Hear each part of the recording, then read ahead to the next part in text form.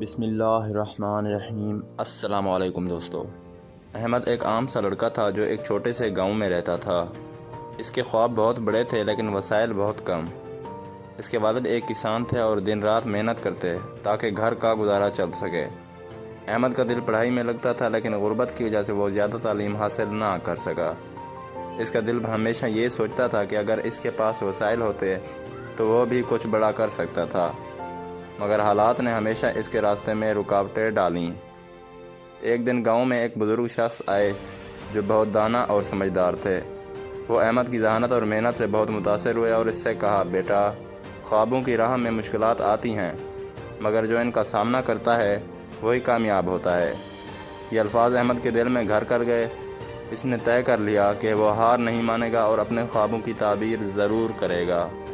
احمد نے شہر جانے کا فیصلہ کیا تاکہ وہاں کچھ کام کر سکے اور ساتھ ساتھ اپنی پڑھائی بھی جاری رکھ سکے۔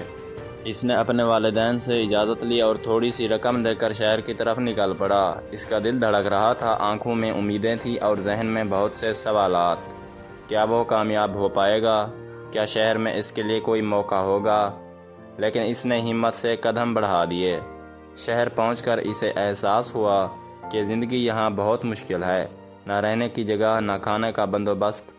مگر احمد نے ہمت نہیں ہاری۔ وہ ایک چھوٹے سے ہوٹل میں برتن دھونے کا کام کرنے لگا۔ دن میں کام کرتا اور رات میں سڑک کے کنارے بیٹھ کر پڑھائی کرتا۔ کئی بار اس پر تھکن طاری ہو جاتی، کئی بار بھوکا سونا پڑتا، مگر اس کے دل میں ایک چنگاری جل رہی تھی، کامیابی کی چنگاری۔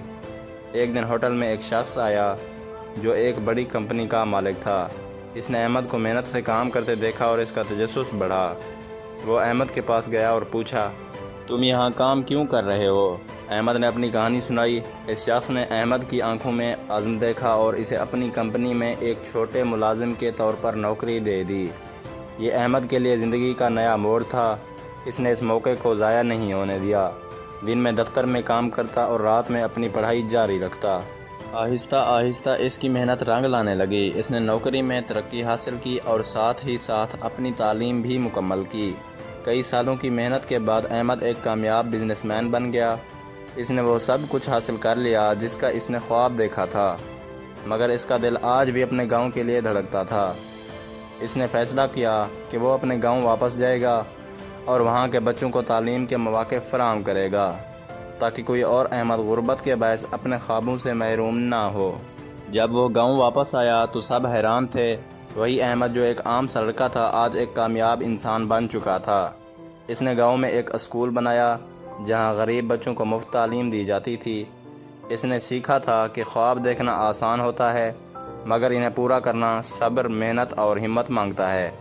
آج اس کی کامیابی صرف اس کی اپنی نہیں تھی بلکہ اس کے گاؤں اور آنے والی نسلوں کے لیے بھی ایک روشنی کا مینار تھی۔ مزید ایسی کہانیوں کے لیے میرے چینل کو لازمی لائک اور سبسکرائب کریں اور ساتھ میں دیے گئے گھنٹی کے نشان کو دبانا نہ بھولیں۔ شکریہ دوستو۔